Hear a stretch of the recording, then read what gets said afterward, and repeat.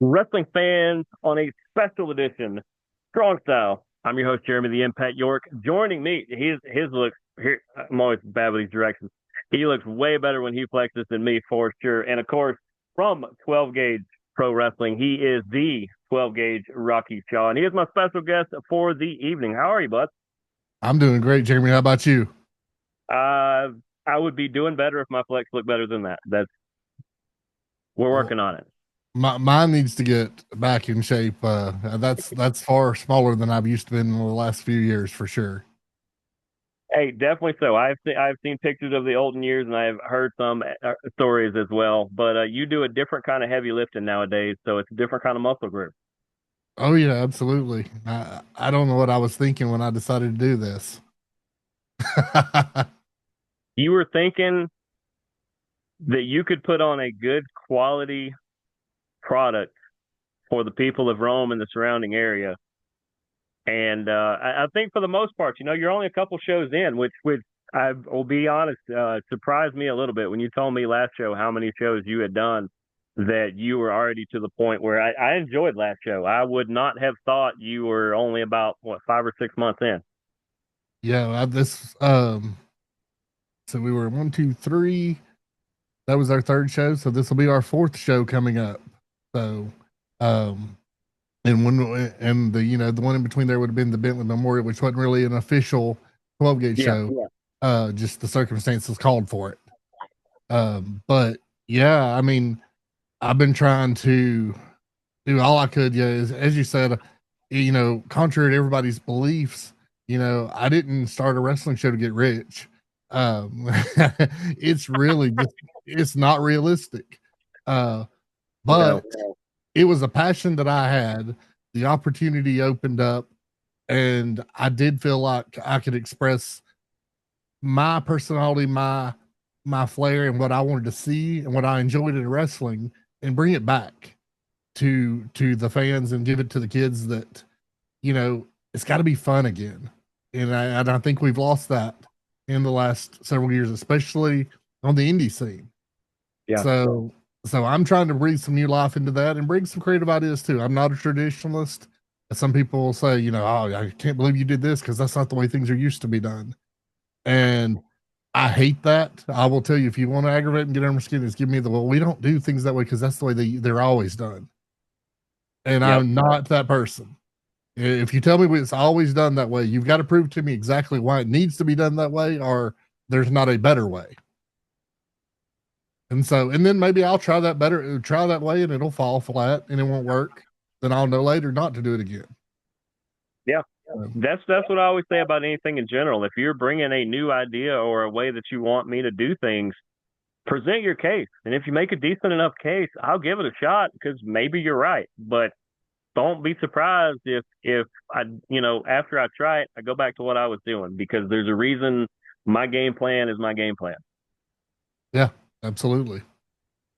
But before we dig into the new stuff, for people who don't know, you actually had a pretty storied career as a performer in wrestling, as a superstar before you got into the promotional side of it. So, kind of brief history of the 12 gauge Rocky Shaw.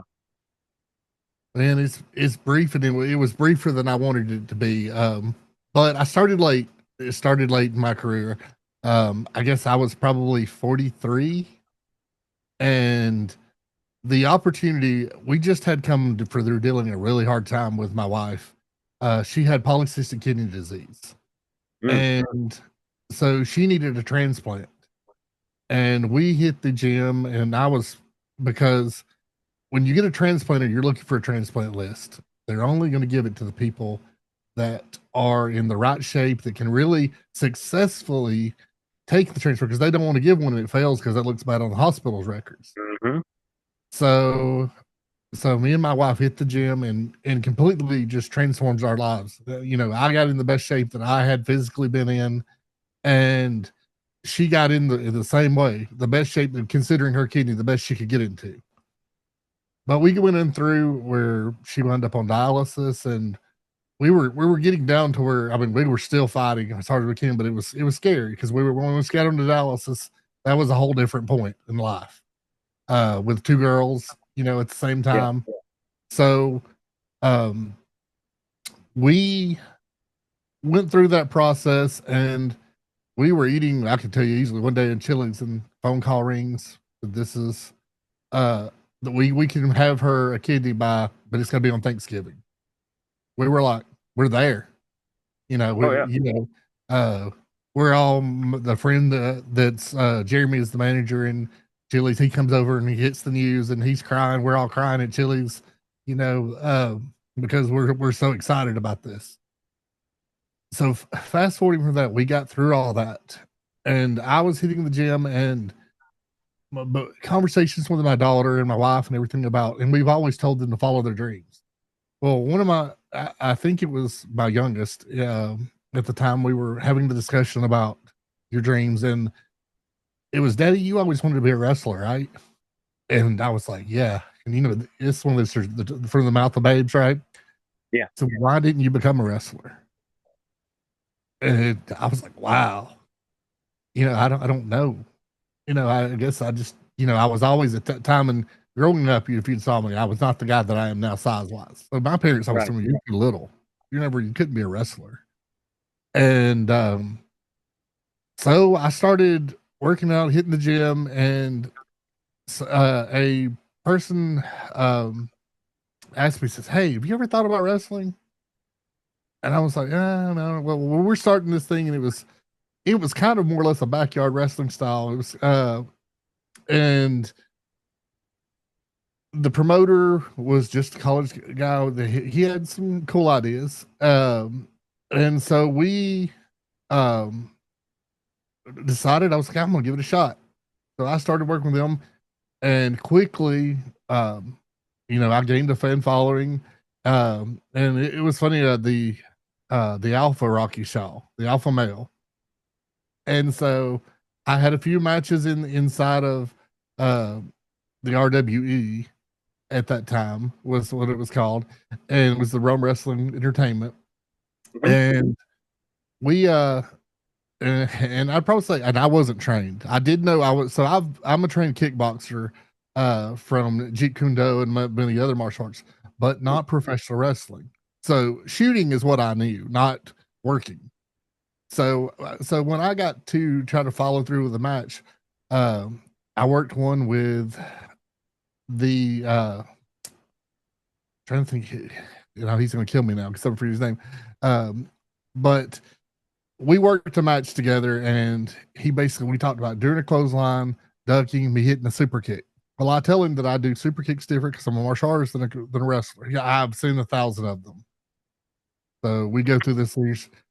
I duck, pow, super kick. He just eats all of it. I see him on the ground, his thumb twitching. And I was like, oh, did he get arrested? Sell. He don't know where he's at. And Mm-hmm. so I'm like trying to sell through it, and he tries to get up and do something. He said, you're just going to tap me out because I don't, he said, I don't even know where I'm at. And so I hook across face, pull it back. And then I was so excited, apparently, according to him, I just wrenched the hell out of it. And he taps like instantaneously. So fast forwarding on to that, the the things in RW just wasn't really getting where I was, and I wanted to get some training. So I'd left, then got a call while I was in the gym working out from Sean Ambrose at that time, and they were KLT, and said, "Hey, Rocky, I've been talking to people, I've been looking around, and nobody had a following at RWE like you did. I want you to come over to KLT.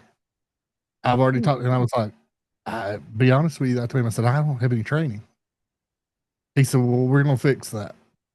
We're gonna hook you up with Mike Golden, get you in a school, and we're gonna help you get that training. So um talked it over with my wife. She's like, her and the kids are like, let's do this and let's go after it. And so we did. And then, I worked and worked, and a lot of other matches. Worked with the sponsors, and trying to keep getting the show sponsored at that time with KLT, and then the opportunity to ride a role in that Jimmy Wayne Yang came in, and I got to Mm. work with Jimmy Wang Yang, and Jimmy started training me. And dude, my eyes open up to wrestling. The guys, his psychology, his style of wrestling. Uh, Mike Golden was, he had the Southern style of wrestling, but um, Jimmy Wang Yang had that new edge, that WWE style that Hmm. working that I really wanted to learn. And then working with Jazzy, she was just learning as well. Brady or Pepper Bottom, Zach Mosley, we're all working together at this point in time. I'm getting some mentorship from and good advice from Skrilla. Uh, so I'm on top of the world at this point in time because I'm getting so much, and a lot of people I get a lot of resentment still from the guys because I went fast. I went from the bottom to the top to main eventing superstars, in a little over a year.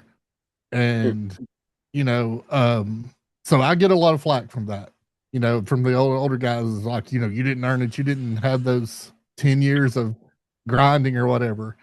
And I get it. I honestly do. I realize that I was lucky and was put in a very opportune place, and I've been like a sponge ever since, absorbing every little thing that I have.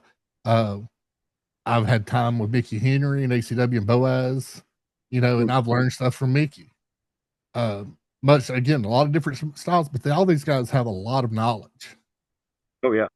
And I mean, I can't say that that kind of sums it up.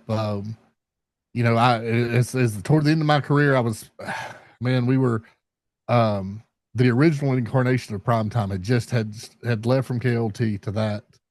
Um, and I won't mention names a whole lot, but I will say the part I had involved with them at that time uh was, you know, we were building up, we were starting that new show, and Jimmy in one of our trainings said, Rocky, you're blowing up really bad. And it just and you're in here working too hard. That something's right. And so then I go to see, I see several doctors. Nobody really gives me an answer. And Mm. then one of the days I go in for um, an echo, and they have me roll to the side and take a deep breath and hold it. And then all of a sudden the lady goes, Sir, can you hold on just a moment? I need to refer to the doctor. And I was like, okay, that's not good. Mm. And and so then she comes back and he comes in there, and they were like, look, we're going to stop here. We're not going to stress test you. That part's not going to happen today. You're going to come back in to see this doctor on so and so. Mm. And so basically, that's when um, they found out that I had hypertrophic cardiomyopathy, Mm. which is an enlargement of the heart. Which, as me and you grew up, we've known the football players that were just falling they'd run on the field, they'd just drop over dead, Yep. and because they didn't know how to diagnose this. No. And I had done everything that a football player or anybody else had done, and just has ever got lucky. And I guess it never actually just failed. Mm. And so after going through that, I wound up having to, go through surgery to correct it, which luckily there's a surgery to correct that now. But in doing that, I had to say bye to the in-ring career. And, Yep. and I'm still, you can tell, I'm still kind of coping with that because I don't want to be that guy that can't anymore. But I had to find another avenue of how I was going to deal with this business or walk away completely. And this opportunity's happened. So here I am. And, for better or worse, as I said, I'm not here to get rich, but I'm here to, I changed I hadn't told you this yet. So I just had the new shirts ordered, and on the back where they did say welcome to our house, because that was our initial show. Mm-hmm. I have altered the line on the back, and it says where legends are born. And so 12 gauge will be a place that we bring legends to life. Those young guys that want opportunity, that's going to be where they start. And then one day you'll see them on NXT, or you'll see them on WWE or AEW. They'll live those dreams, and they'll do it because we're going to help push them. That's awesome, and that's part of what it took me a handful of years of doing all the media stuff that I do to realize what actually attracted me to this side of it. And I think it got to that point where I knew I couldn't compete on the level that I wanted to, but I wanted to still be in. I wanted to find a way in. And I've always been about people and storytellers, and there's nobody that tells a story like pro wrestling. And so that's what's always drawn me to it. And I think that's what drew me to your show as well. Is it wasn't just because you're a lot closer to me than a lot of other shows I've been going to, but you can feel the stories that are being told, and the stories that all these athletes want to tell, and that I think your audience is starting to pick up on all that as well. Yeah, and there's so much creativity there, and um, I've got a locker room, and I'm not. I don't do things like the bookers that necessarily that I was used to running. Some of the guys will come back there and go, I have an idea. I said, well, good. Let me hear it. Tell me your idea. Maybe Mm-hmm. I'll say yes. Maybe I won't. Maybe, but maybe you have something. And dude, some of these guys have great stuff, and nobody's ever listened to them. Yep. And so I'm like, let's do it. Let's run with that. And I was like, what's the worst that can happen? It doesn't Right. hit, and we can change it out. That's pro wrestling. There's nothing Yep. you can't work around. So Exactly. yeah, but again, I mean, I've been surrounded by so much great talent that I've had. Like I mentioned Zach Mosley earlier, Chad Skywalker, Hakeem Young. I mean, and then young up and comers like Big Zach Riley, and Yeah. Corey James, BK Bennett. There's a handful. Ryan Marks. That Georgia's just right there for the picking for some of these guys. All they need to do is get polished up and let some of their creativity go. Yep. Yeah, it used to be before in the Georgia wrestling scene where you might get started here, but you had to go elsewhere in order to really build up and really build up that name. And right now, I think there's 20 something promotions in the state of Georgia, and I'd say dozens just over the different state lines, to where you can actually kind of stay home and still go anywhere you want to get and actually build up better and build such a following that grows out. And it's that the Georgia wrestling scene is just on fire right now. Yeah, absolutely. I think, and one of the things that I did and I leveraged, and I will credit to my career, is I used social media. Yep. Everybody was going to know who I was. I managed what I was doing locally, but I also advertised and did and showed it to everybody on Facebook what the Rocky Shaw was doing and why they should care. Yep. I mean, it's I mean, as you like it, a play that happened in Rome. We had the Rome Shakespeare Festival. We have usually every year. So I was Charles the wrestler, and I was asked to do that part, and I have no idea what to do in Shakespeare, and but Drew was like, he was like, man, this he threw, excuse me, he threw this at me, and said, and I'm like, well, I was like, it scares me, so to me that means I probably should do it. I was like, if it makes me uncomfortable, then this is something I need to conquer because, as he put it, is Shakespeare and wrestling. I mean, what two are more like? Not And so I did, and I had a whole town green. When I walk out, shouting and chanting Rocky. The actors backstage are like, "You just stole the show from us," and and really great. I mean, I could have not touched these guys actors wise, but I was a unique looking thing because I was actually just in a pair of trunks, in front of my whole town. So, and I usually don't wear just trunks. That was not my preferred right. form of wrestling tights. But so yeah, I mean, if the guys would learn how to manage that, it's not necessarily that you go everywhere, but what you do is promote and advertise your matches, post them up, make sure everybody can see them.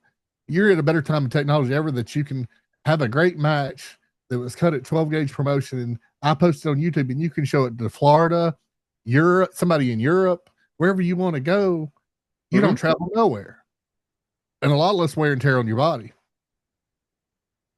Oh yeah, absolutely. And as we're finishing up, I think we're in the last 10 minutes or so.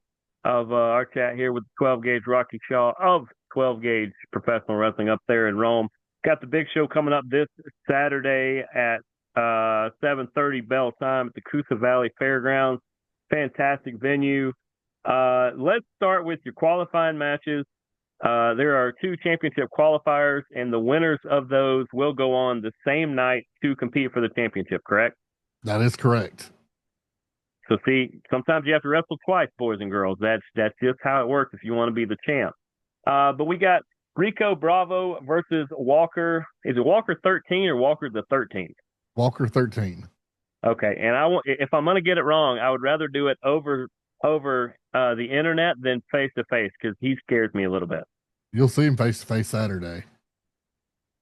He's got some I'm bad gonna breath hope too. I'm gonna hope he misses this show until after the show.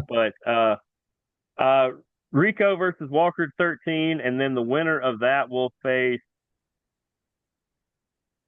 There it is. Glitch in the Matrix, Kilgore, and Ryan Mark. Yes, Those to me are 4 people. I did dig into them a little bit, and I've seen Ryan and I've seen Walker, so I know what they can do. So one of these 4 are going to be the champion after this show. it is absolutely, and it will happen. There's no going home with being unsatisfied. We will crown a champion that night, and I'll see to that personally. Absolutely. Also on the card, you got Chad Skywalker versus Hakeem Young. These are 2 of the better to do it in the state currently right now. I'm familiar with them from a lot of other places as well. Got to see them on your show last time. Also,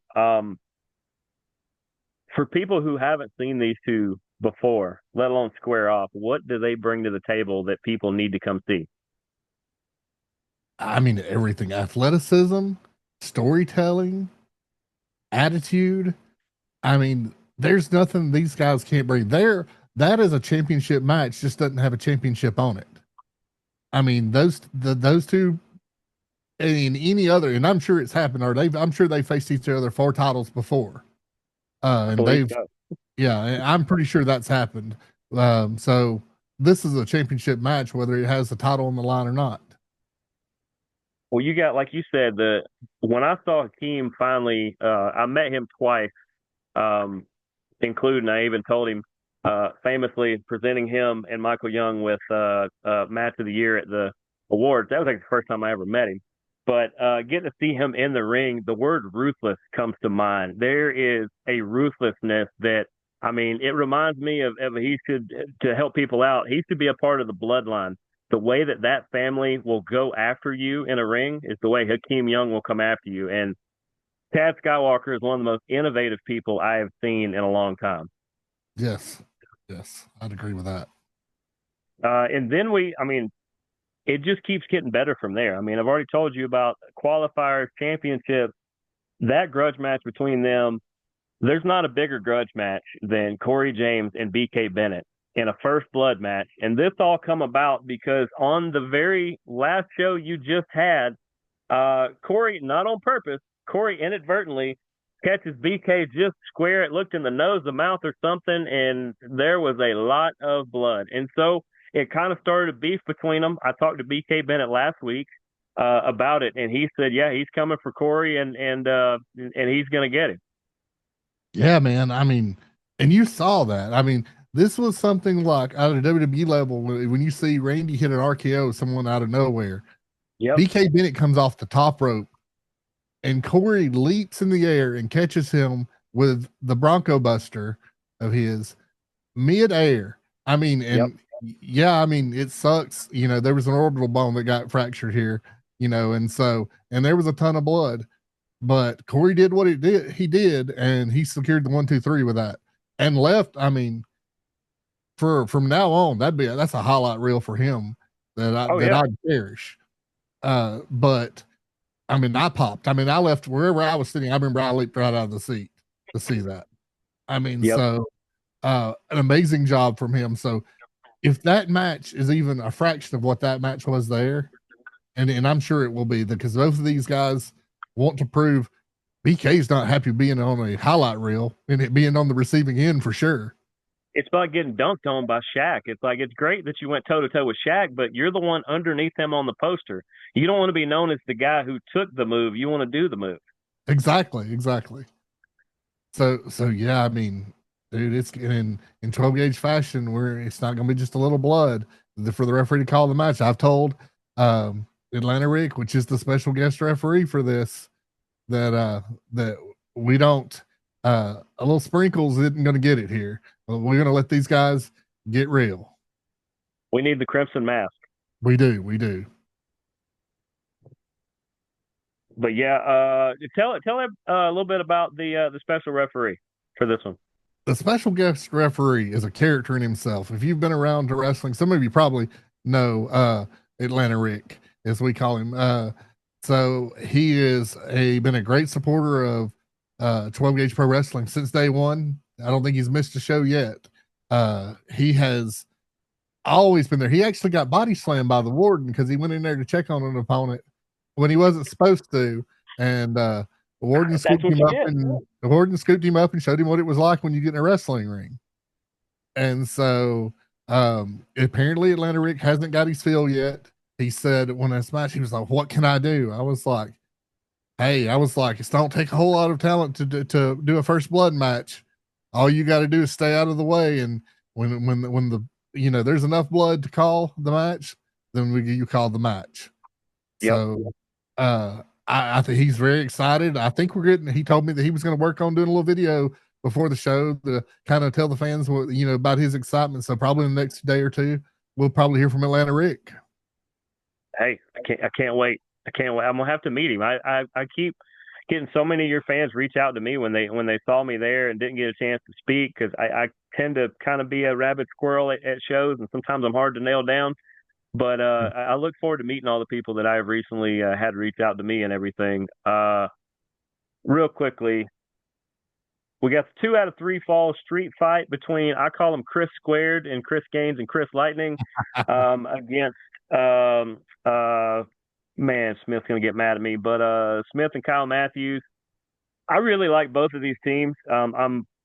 I'm always going to be a Kyle Matthews fan just because he's Kyle Matthews, but this has culminated basically since the start of your shows. It has, and I have been impressed every time they get in the ring. They notch up another level every time, and so this is the final time that we get to see this. They're going to close it out in a street fight. So ironically, Lightning looked at Gans because Gans was the one that slipped out street fight. He didn't know he was agreeing to that until that had happened. So Yep. so he's been really happy with Gans when his big mouth, just agreeing to things without consulting with him. But the fans are excited. That's what they want. That's what they're going to get. Absolutely. And with about a minute to go, then we still have a gauntlet match that is just going to be out of this world. The talent that you have on this thing. I see Jerry Swirls on this list. I see the Warden. I see a lot of faces that I haven't seen before, but I've noticed have been on your card. This gauntlet match is going to be like a Money in the Bank title shot, correct? That's correct.